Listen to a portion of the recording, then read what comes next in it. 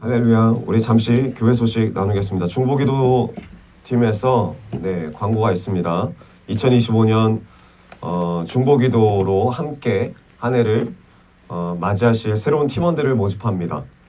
기존 인원 외에도 기도해 보신 후에 마음에 감동이 오시는 분들은 이번 주 토요일까지 중보기도 팀장 우리 박찬현 자매님한테 알려주시면 감사하겠습니다. 중보기도가 살아야 교회가 삽니다. 중보기도가 살아야 우리가 살고 나라가 삽니다. 다들 꼭 기도해 주시고 참여 부탁드립니다.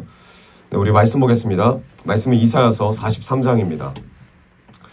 이사야서 43장 18절부터 21절까지입니다. 43장 18절부터 21절까지입니다. 우리 같이 교독하겠습니다. 너희는 이전 일을 기억하지 말며 옛적 일을 생각하지 말라.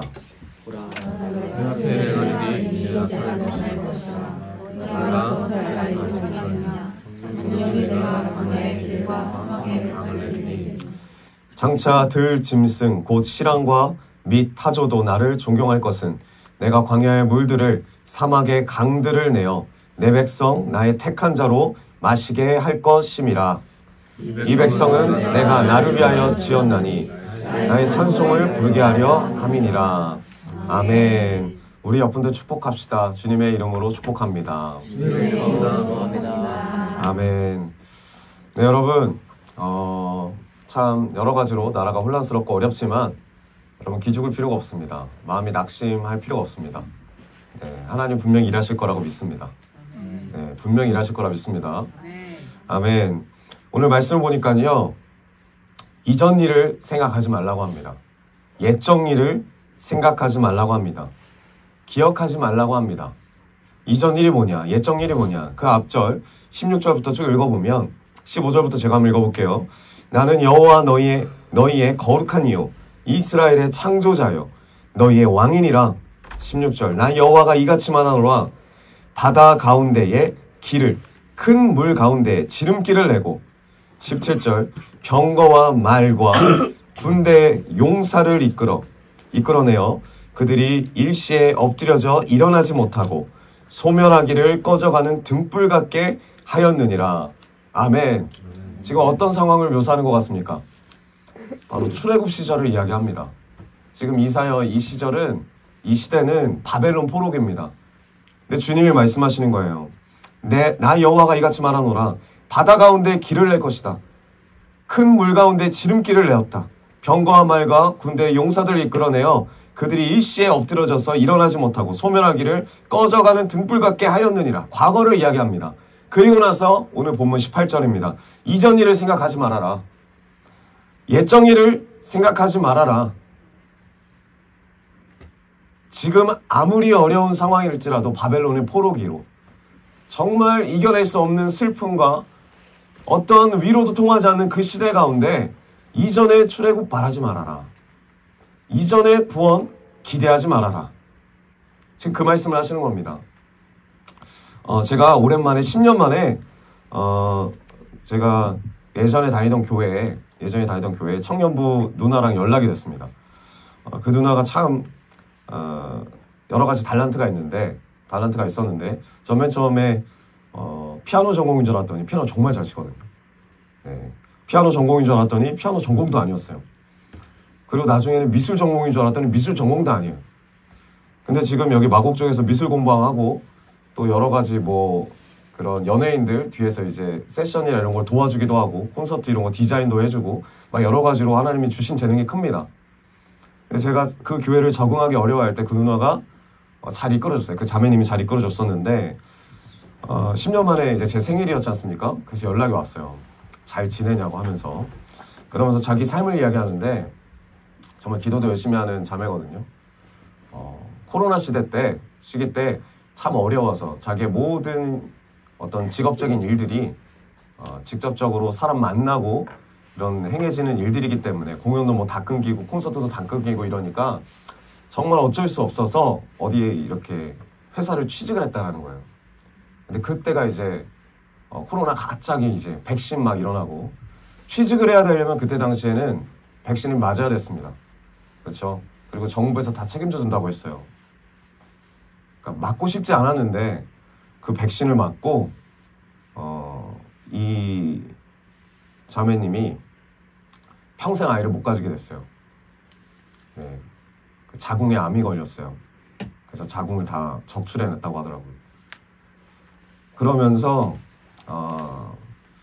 코로나 시기 때도 그랬고, 그리고 코로나 시기 때 그런 백신을 통해서 그런 어려움을 겪을 때도 그랬고, 마음 한구석에선 계속 그 기대가 있었던 거예요. 늦은 나이에 결혼을 했거든요. 나에게 하나님이 이 어려운 가운데 출애굽을 시켜주시지 않을까. 이전에 보이셨던 그 영광을 다시 보여주시지 않을까. 기적을 기대하고 구원을 기대했다라는 거예요. 오늘 마찬가지로 이 이스라엘 백성도 똑같습니다. 구원을 경험한 사람이에요. 민족입니다. 기적을 경험했습니다. 다 불가능할 거라고 말하는 그 홍해길을 건너갔고, 불가능할 거라고 말했던 그 애굽에서의 삶을 탈출하게 됐습니다. 주님의 은혜로.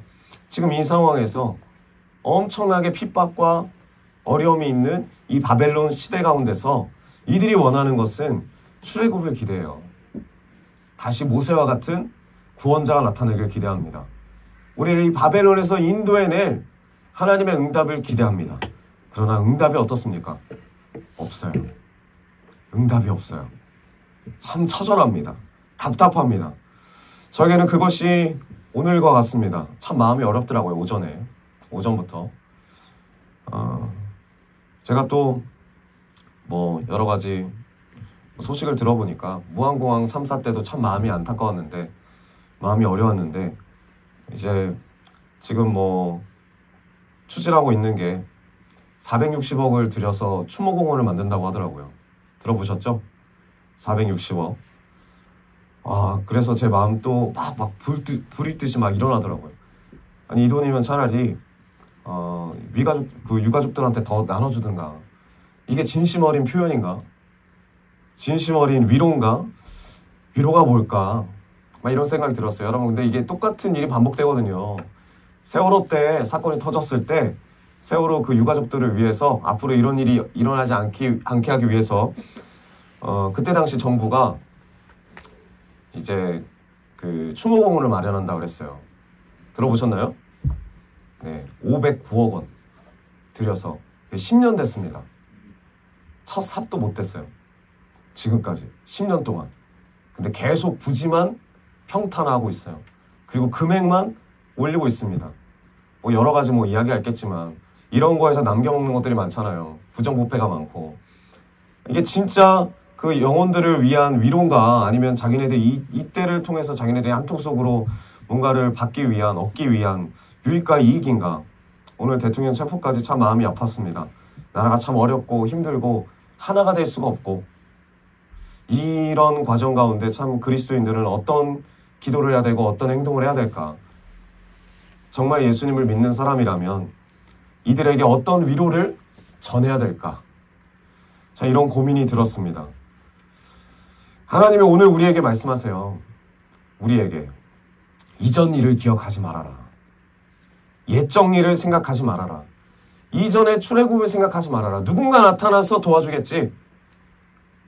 누군가 하나님을 나보다 더 잘 믿는 사람이 나타나서 이끌어주겠지. 그런 구원 기대하지 말아라. 그리고 하나님이 약속하세요. 우리들에게. 내가 이전 일을 기억도 나지 않게 해주리라. 생각하지 않게 해주리라. 그리고 다시금 그 아픈 기억들이 떠오르지 않도록 내가 그렇게 해주겠다. 주님이 약속하십니다. 그리고 뭐라고 하십니까? 광야에 내가 길을 낼 거야. 사막에 강을 낼 거야. 그래서 이 광야에 있는 모든 들짐승들도 하나님의 백성들이 어떻게 되는지 다 알게 할 거야. 그리고 그들로 하여금 나를 찬양하게 할 것이다. 이게 주님의 약속입니다. 그리고 오늘 기막힌 시대를 살아가는 우리들에게 주시는 주님의 말씀입니다. 여러분, 우리가 지금 이 광야를 걷고 있습니다. 우리가 이 물 한 방울도 없을 것 같은 없는 그런 사막을 걷고 있습니다. 그런 시대를, 그러한 때를 우리가 걸어왔고 지금도 걷고 있습니다. 도저히 살 수 없겠다라는 생각도 들 정도입니다. 물론 이런 생각도 안 하고 사시는 분도 있어요. 남이 고통받는 거, 나라가 어떻게 될 바엔 나하고 무슨 상관이야. 나 먹고 살기도 힘든데. 그럴 수도 있습니다.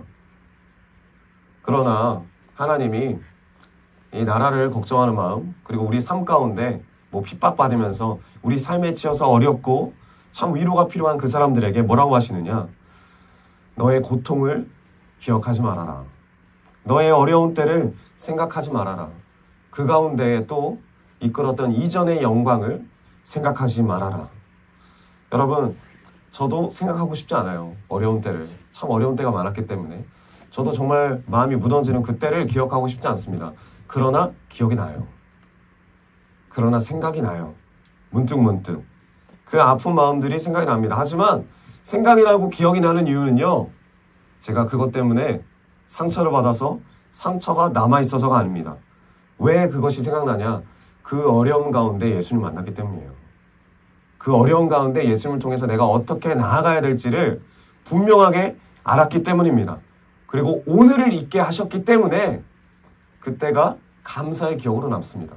그때 당시에는 고난이고 어려움이지만 돌이켜보면 참 감사가 되더라고요. 여러분, 제가 아직 아이는 없지만 아이를 가지신 분들, 특히 자매님들, 우리 장녀분들 보시면 아이를 낳으신 분들, 특히 잘 모르긴 해도 아이를 낳을 때까지만 해도 그 고통이 말할 수 없다고 하잖아요. 말할 수 없다고 하잖아요. 그런데 아이를 낳을 때 그 고통이 나중에 잊혀져서 아이를 또 낳겠다고 결단합니까? 아니죠. 아이를 낳는 고통이 잊혀질 수가 없죠. 그리고 얼마나 무섭습니까?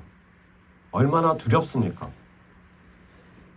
어떻게 말로 표현할 수가 없는 남자인 저로서는 어떻게 공감할 수 없는 그런 고통과 두려움이 있을 겁니다. 그런데 둘째를 낳고 셋째를 낳는 이유가 뭘까요? 낳던 그 고통이, 아이를 낳을 때 받았던 그 아픔이 잊혀져서 참을만 해서 둘째를 낳고 셋째를 낳을까요? 공포스러운 기억을 잊었기 때문일까요? 그게 아닙니다. 고통을 통해서 낳은 그 고통을 통해서 얻은 그 자식이 너무나 기쁨이 되기 때문이에요. 지금 나에게 큰 기쁨이자 큰 감사가 되기 때문입니다. 그리고 그렇게 예쁘다고 하니까 그 산통을, 그 고통을 무릅쓰고 2명을 낳고 3명을 낳고 더 낳고 싶은 게 솔직히 부모의 마음이라고 저는 생각합니다. 그 고통을 잊을 만한 기쁨이 있다는 거예요. 그 고통과 어려움을 치르고도 다시 얻고 싶은 축복의 삶을 누리기 때문에 고난을 무릅쓰는 거예요. 그래서 고난을 무릅쓰고 지금 은진자매님이 임신을 한 거 아닙니까? 그렇죠? 네. 여러분, 저의 신앙도 마찬가지입니다. 저의 인생도 마찬가지입니다. 여러분의 인생도 마찬가지예요. 고난의 길이 있었지만, 어려움이 있었지만, 오늘의 영광이 있기 때문에, 오늘의 기쁨이 있기 때문에, 감사가 있기 때문에 다시 그 고난이 밀려온다고 해도 우리가 주님 안에서 승리할 수 있는 겁니다. 그게 없으면 평생 도망다니다 끝나는 인생이에요. 어려운 가운데 한탄하다가 끝나는 인생입니다. 왜 그렇습니까? 우리의 인생을 보니까 분명히 광야였고 분명히 사막이었는데 지금 와서 보니까 그 광야의 길 가운데 주님이 길을 내셨어요. 그 사막의 길 가운데 주님이 강을 내셨어요. 그 길과 강을 따라서 지금 우리가 우리의 삶 가운데 그 놀라운 주님의 은혜를 경험하고 있기 때문에 우리가 그 고통을 견디고 나아갑니다. 그리고 오늘 우리 겪고 있는 우리나라의 어려움도 우리가 주님 안에서 잘 이기고 나아가기를 소망합니다. 우리뿐만 아니라 우리 주변에 있는 많은 어려움을 가진, 상처를 가진 그런 분들에게도 주님의 사랑을 우리가 흘려보내야 되고 위로를 해야 될 줄 믿습니다. 오늘 말씀, 너는 옛날 일을 기억하지 말아라. 옛날 일을 생각하지 말아라. 이전 일을 기억하지 말아라. 새로운 구원조차도 두려울 때가 있어요.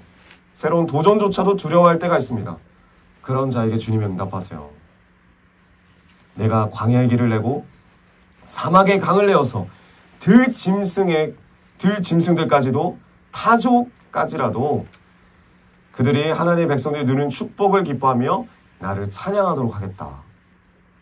음으로 찬양하는 것이 아니라 찬양할 수밖에 없는 상황과 환경과 그런 존재로 우리를 만드시겠답니다.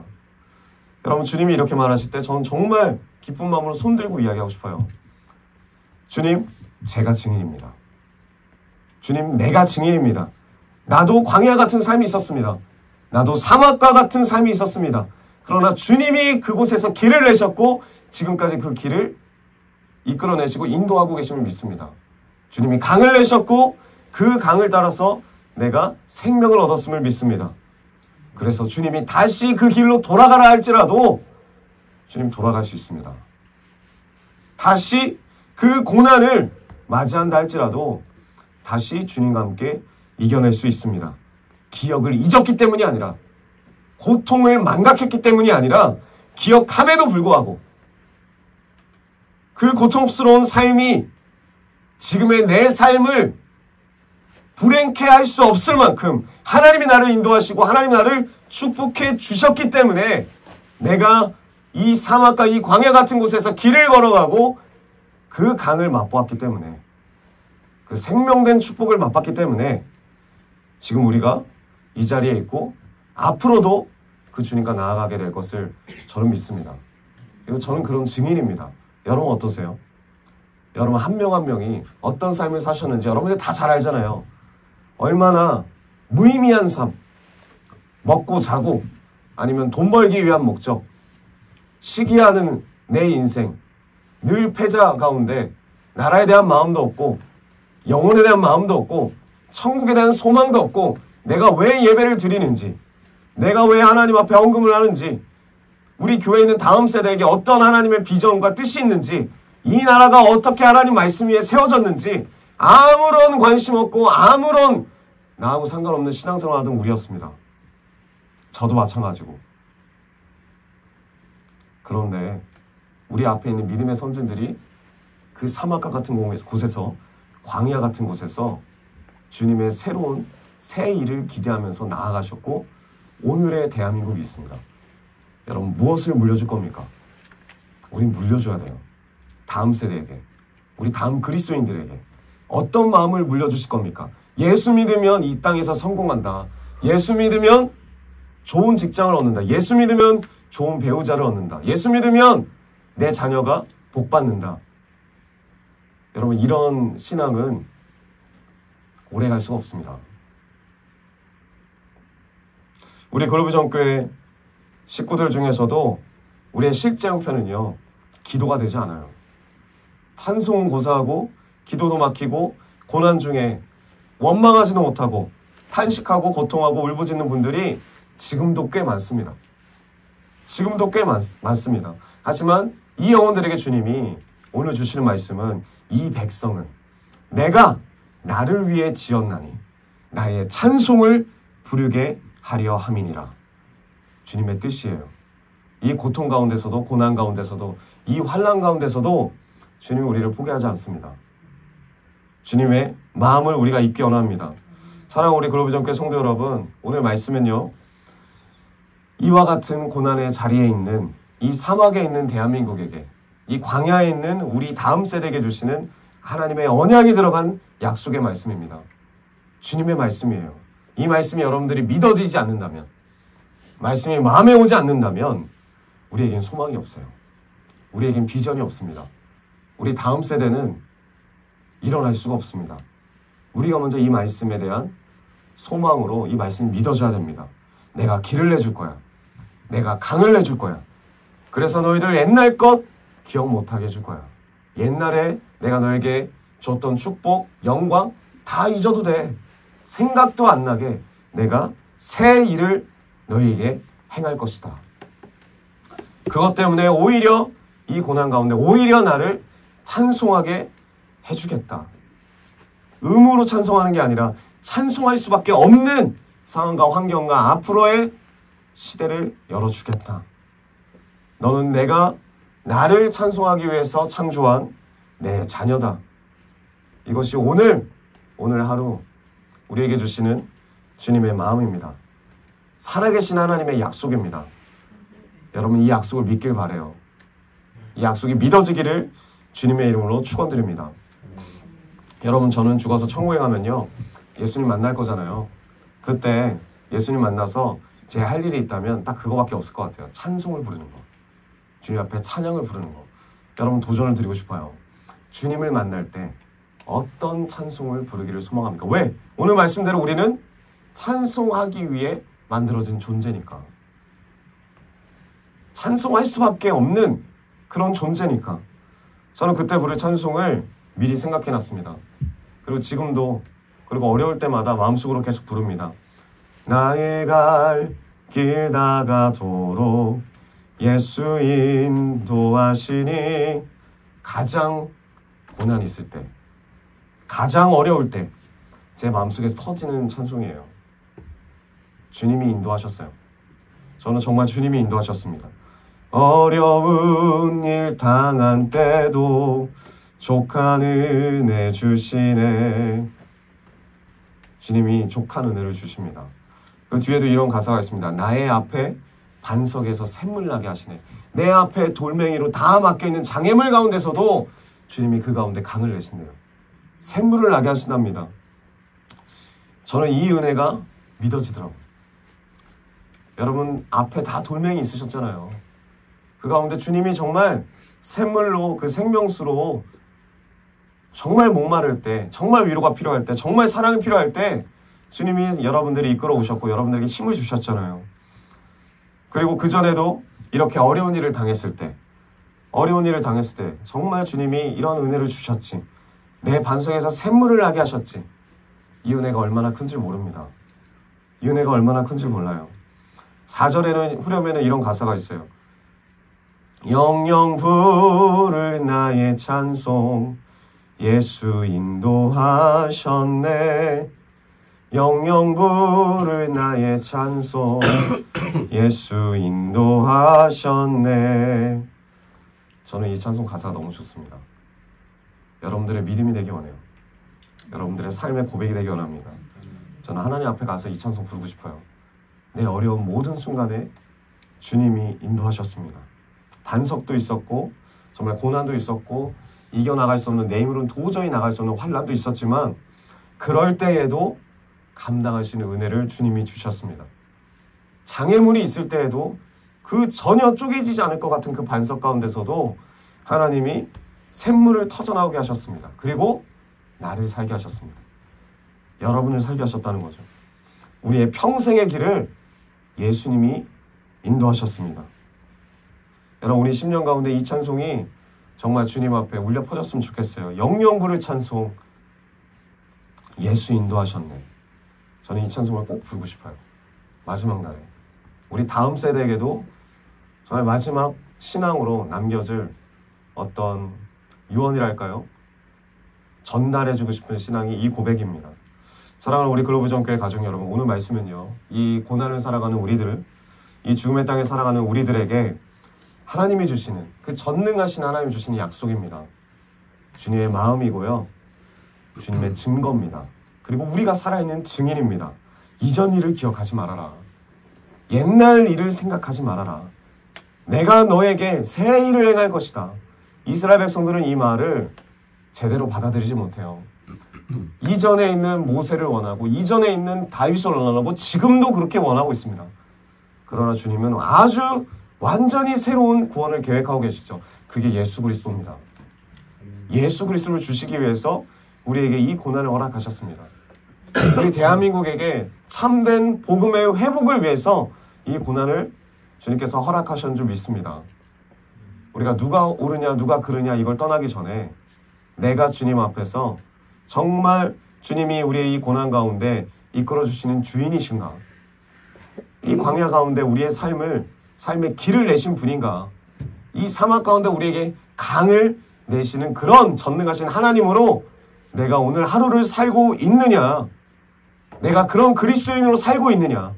내가 그런 그리스도인으로 기도하고 있느냐? 여기 와서 그냥 찬양하고 예배드리고 우리만을 만족하는 그런 신앙생활이 아니라 오늘 내가 죽어도 천국에 가서 하나님 앞에 이 찬양을 부를 수 있는 믿음이 있느냐?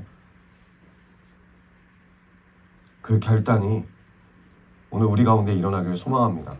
내가 너에게 새 일을 행할 것이다. 광야에 길을 낼 것이며 사막에 강을 낼 것이며 그리하여 너가 나를 찬송하게 될 것이다. 너가 나를 찬송하기 위하여 내가 너를 지은 너는 나의 자녀다. 여러분 이 말씀 때문에 우리가 오늘 하루 새 힘을 얻고 이 어려운 환경과 상황 가운데 다시 고난의 세월을 이겨나가는 우리 사랑하는 글로벌전교회 모든 가족들 되시기를 주님의 이름으로 축원드립니다. 아멘.